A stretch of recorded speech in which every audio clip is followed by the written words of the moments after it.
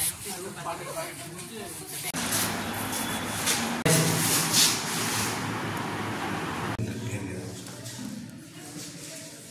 হয়েছে আপনাদের এই কলেজে?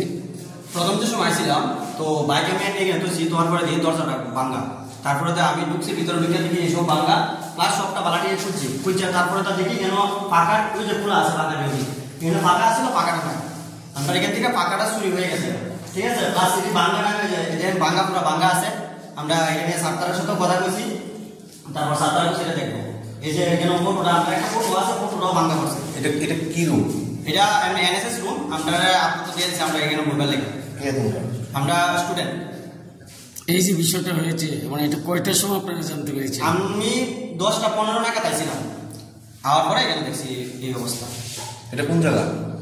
ডিডেন্সি কলেজ।